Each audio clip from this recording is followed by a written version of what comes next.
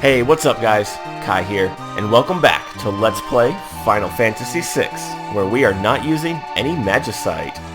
So for this episode, I was going to start things off outside of Narsh, but because I'm going through a snow area in my other LP, today we're going to see what's going on here in Jidoor.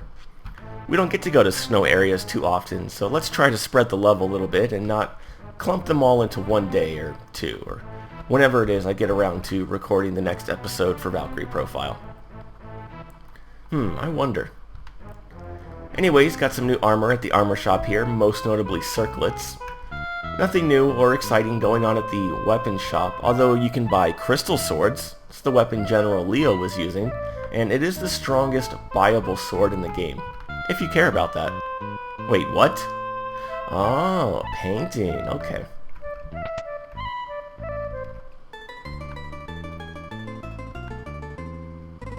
And this is where you learn about Doomgaze's HP and how he's not allowed to recover any HP after battle.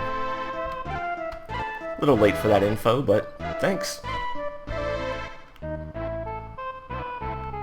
Got some new items at the auction house as well. You can finally get hero rings in a large supply. Very nice. Oh really? I wonder if that's Realm. Let's find out. Oh, I guess it is Realm. Yeah, if you recruit Shadow in the cave on the Veldt. Oh, by the way, you can buy Atlas armlets here now, which might be a good idea. What was I saying? Oh, yeah.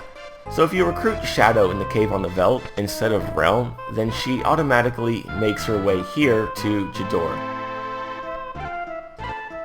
What? It's weird. Is this place haunted or something? Oh, a little book just opened up here. Sure, why not? We'll read all of his dirty little secrets.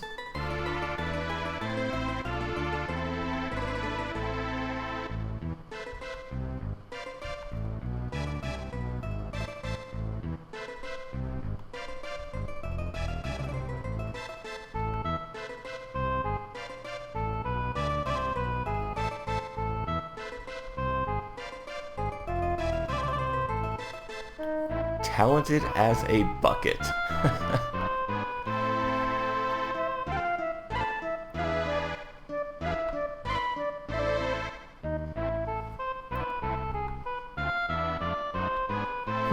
awfully mysterious and foreboding. Well, I'm sure it's nothing. But remember that lamp we just read about? That's your pro tip to come over here and examine this little lamp. What is divine light? Aziz, light!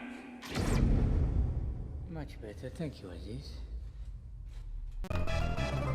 And now we can go upstairs, so let's have a look around.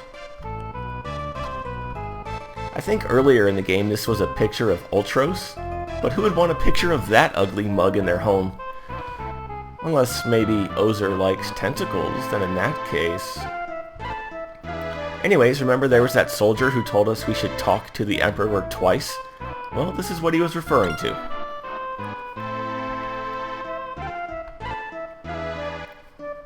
The treasure is hidden where the mountains form a star. Wonder what that means.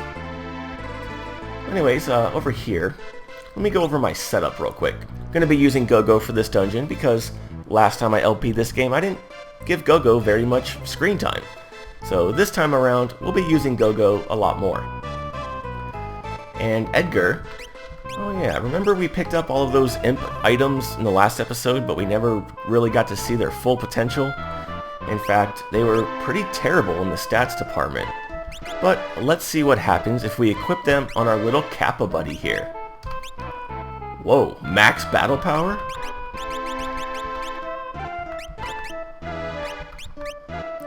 Wow, they're super effective now.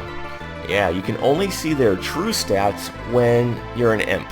And as you can see here, they're really good. You got max battle power, max physical defense, pretty high magic defense. You also absorb water elemental attacks, and you have roughly a 25% chance to block.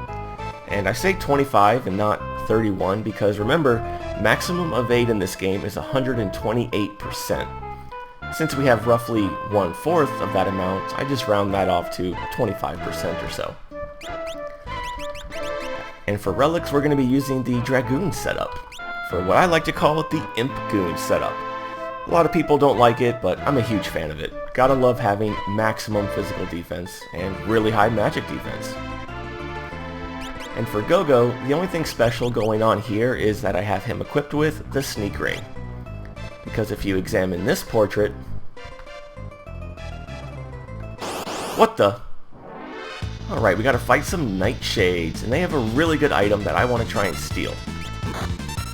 So we're going to give this a few tries on screen, and if not, you know the deal. I'll just come back when I have it. So they have the Charm ability, and this is a really good rage for Gaw. In fact, it might be the most broken and OP rage in the game, because it allows you to use the Charm ability. And technically speaking, Charm is not a status ailment, so the enemies have no resistance to it whatsoever. It works on bosses, and I believe it also works on the final boss. It is ridiculous. Hey, we got a Nutkin suit. Alright. What the hell is a Nutkin anyways? Well, I know in Final Fantasy Land it's a squirrel type enemy, but I want to get some more of those because you can wager them at the Coliseum for Genji armors. Yeah, very nice. Wonder why Gogo's immune to that.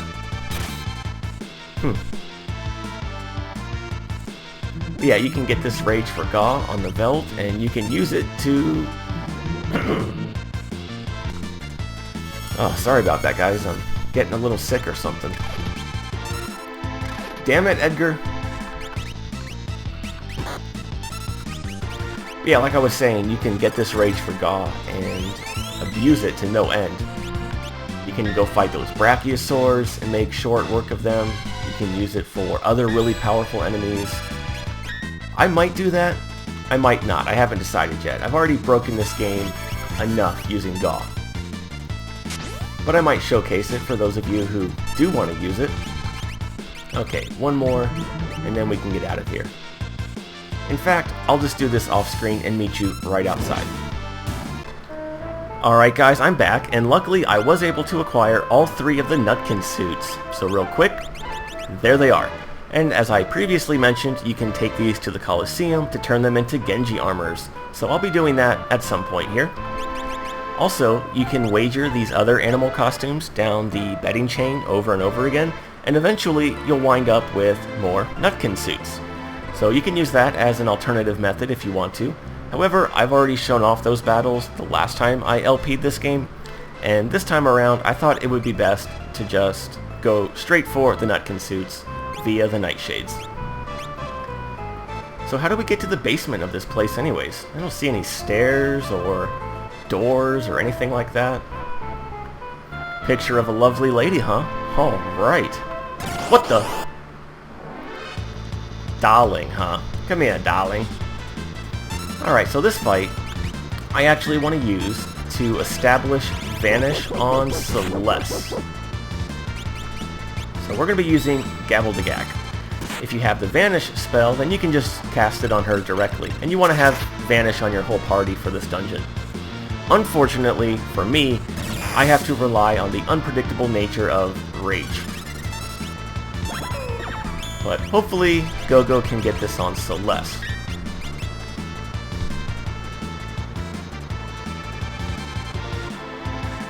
Come on. Yes. Now we'll just finish the battle before we get hit by any other spell, and we should be good to go. The reason is because all of the regular enemies in this dungeon only have physical attacks. So if your whole party has Vanish, you'll be completely invincible and never take any damage. Hey, level up for Shadow, alright. And a door appeared.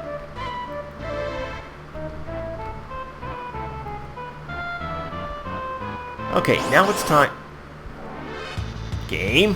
I was gonna say it's time to change my setup one more time, but, well, I guess not. But we have most of the new enemies here, which is pretty nice.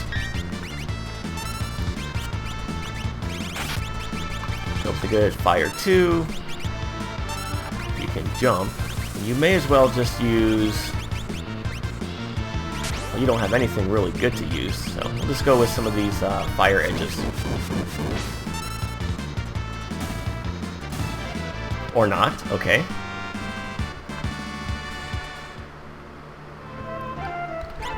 Alright, so for this dungeon, I am going to be equipping Gogo with the Merit Award that we picked up in the last episode.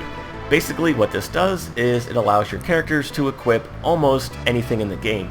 The only exceptions that I know of are character exclusive equipment such as Minerva's, Behemoth suits, so on and so forth. But now with Gogo, I want to give him the Tempest Katana. Let's see, lore, throw, rage, looking good there. So let's have a look around this place. What the? Come here, little boy. Alright, new enemy, Soul Dancers. So the reason I want to give the Merit Award and the Tempest to Gogo is because remember how the Tempest Katana will change your attacks into Wind Slash? Well, watch what happens if you use Catscratch. Oh, he's in the back row. Alright, that wasn't exactly what I was going for. Die already, thank you. But yeah, as you saw there, you can use Wind Slash with your rages. Why is that important? Well, remember how Catscratch has a damage modifier of ×8? Yeah, that damage modifier carries over into the Wind Slash, allowing you to deal ridiculous damage to all enemies. Granted, of course, that they are susceptible to wind elemental attacks. Anyways, here we get a Moogle suit, another animal costume for Strago and Realm. Cool thing about that armor is when they're wearing it, it'll change their in-battle sprite to a Moogle. It's too bad all of the animal costumes don't do that, which I think they should. And they have the ability to. I mean, look at Final Fantasy V and how many different sprites there were in that game. Well, let's try this now that we're in the front row. See how much damage we deal. There we go, much better. Not as much damage as Gaul would be dealing if he were using the Merit Award Tempest setup, or the Wind God setup as it's commonly referred to. But that's the thing about Gogo, is even though he can use everyone's special ability, he doesn't deal as much damage with them because, well, he doesn't specialize in them. It makes sense. Anyways, here we get a Relic Ring. That makes your characters undead. And again, I'm not using Gaul this time because, well, I've already used him quite a bit in this LP, and Gogo's a bit of a fan favorite, so I want to give him some more screen time. Let's see if we can't get rid of some of these other weapons that I'm not using. No, I kind of need all of those. Okay.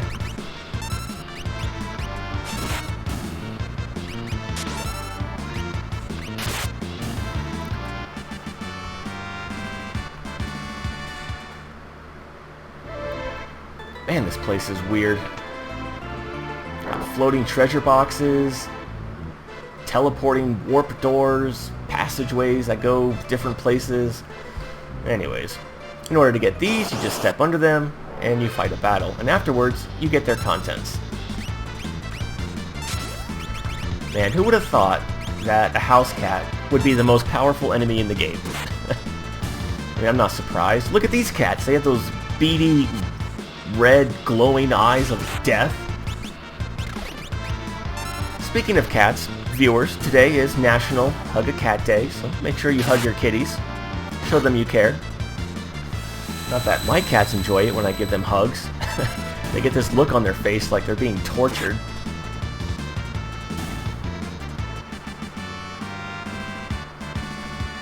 And Gogo leveled up, and Celeste, and Shadow. Alright. So in here, we get 2,000 gold. Or do we? Yeah, once again, the contents of these boxes were mistranslated, just like the hidden items back at the sealed gate. So what I'm going to do is just fight all of these battles off screen, and I'll let you know what the real contents are after each battle. So I'll be right back. And in treasure box number 2, we get a tonic, not a potion. Also in the first treasure box, instead of 2,000 gold, it was 293 gold. I don't know why these treasure boxes lie to us, and I don't know who figured this out, but yeah, what you see is not what you get in this house of trickery. Reminds me of a carnival house in a way. Hated those things. And in this treasure box, we get a tincture, not an ether.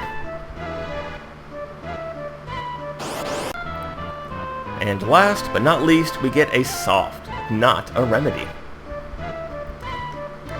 Imp-Goon Edgar's been taking a little bit of damage because of those, what are they called? Those gypsy dancers? When they throw weapons, they ignore physical defense, so that kind of sucks.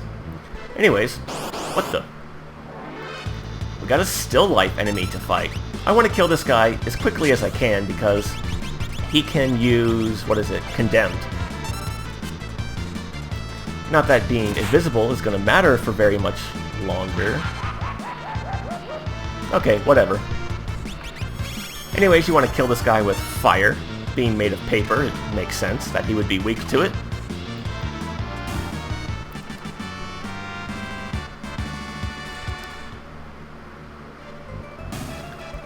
The enemies here can also drop an item called the Super Ball. It's a battle item you can use to deal a little bit of damage.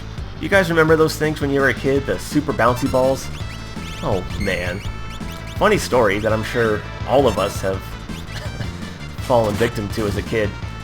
You know, your first instinct is to try and see how high you can get them to go, or how hard you can throw it to make it bounce really, really far, or whatever. So one day, I'm outside, and I get the bright idea to stand on something, and then jump, and as I'm coming down, throw the ball as hard as I can on the ground. Well, lo and behold, the super ball hits the ground with a ton of force. It goes shooting straight up into the air, and it just blasts me right in the fucking face. Man, that hurt. Anyways, I don't think we need to save, so let's go in the door on the right. When in doubt, go right. Jabba the Hutt? Man, Ozer, you really let yourself go. I don't know what he's supposed to be. Maybe like a frog or something? I don't know. But it looks like Realm really is here, so alright. It looks like this little side quest paid off. What do you mean, help the painting? Yeah, what's going on here? Monster in the painting, huh? Vigo, is that you?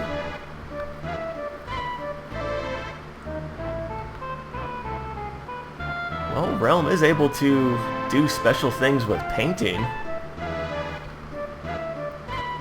Chatternook, huh?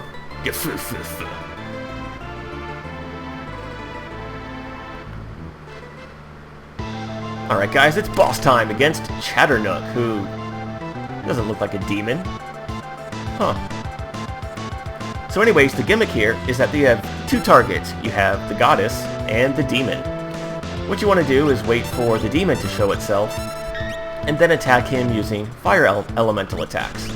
When you see this happening, you know he's going to switch. So we'll just get Flame Saber going with Shadow and Go-Go. You can also use the Senior Behemoth Rage to cast Fire 3, that would deal pretty good damage.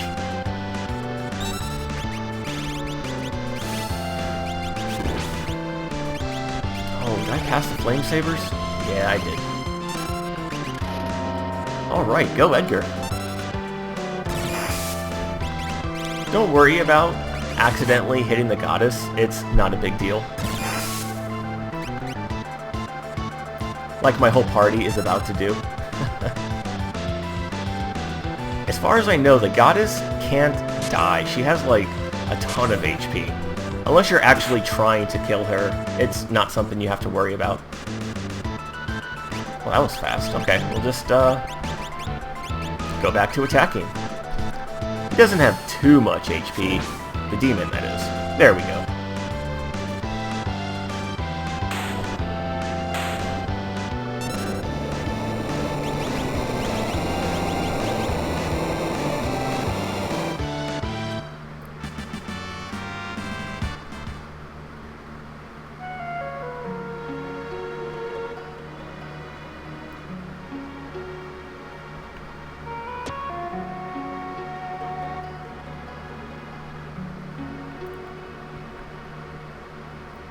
Yeah, what are you going on about? Nothing is more precious than life.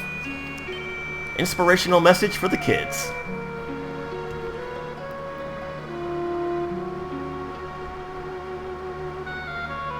Starlet? Who's that?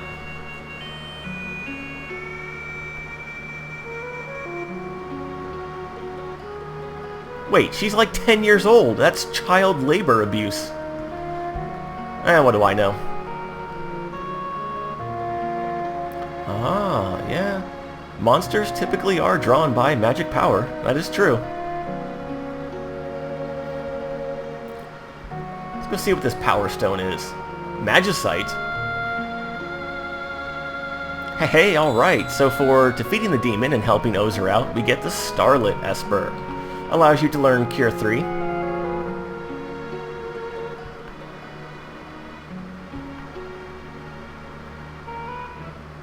Alright, now we have Realm back in our party. Sweet.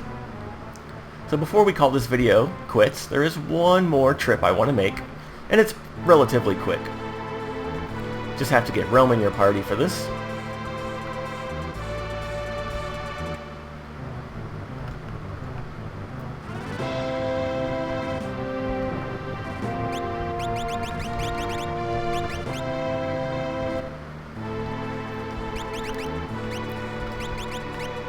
Man, look how good that behemoth suit is.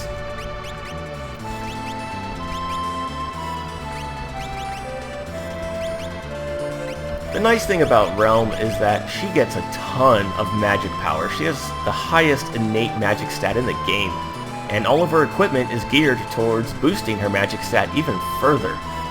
So what I'm going to be doing with her is turning her into a black mage. So I'll be giving her the elemental shields so she can learn all of the level 2 elemental spells and things like that. Unfortunately, that is the most use I'll be getting out of Realm in this LP. What am I looking for? Ah, right, Marvel Shoes. And unfortunately, I need to give her the beret so she can sketch better. Okay, but we'll worry about that next time. For right now, let's go over here to the Fanatics Tower. Yeah, remember this place?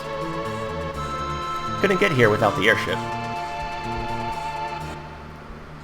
Hey, Strago's here! You insolent fool!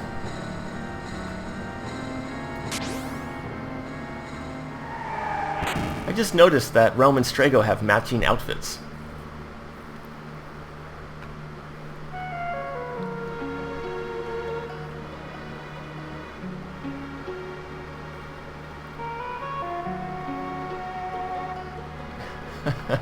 If you came here without Realm in your party, then Strago doesn't talk to you. So you have to recruit Realm if you want to get Strago back. Once again, we have another euphemism for death. I want to know what she really says here, like in the Japanese version. I mean, telling an old man that he's going to check out before a little girl doesn't seem very foul-mouthed to me.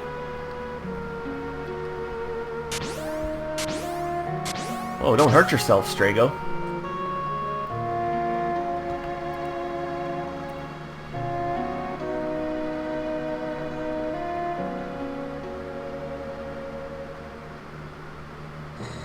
Alright, let's have a look around this place. Ah, okay. Really? Well, how wondrous is it?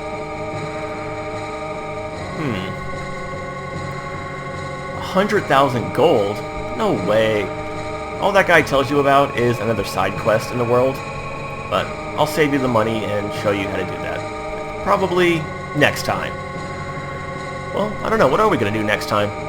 I don't know. I'll think about it, and when we come back, we'll be doing some more side quests to bolster our ranks and get more power so we can fight Kefka and save the world. But until then, guys, as always, thank you for watching, and I hope you have a good day. Take care.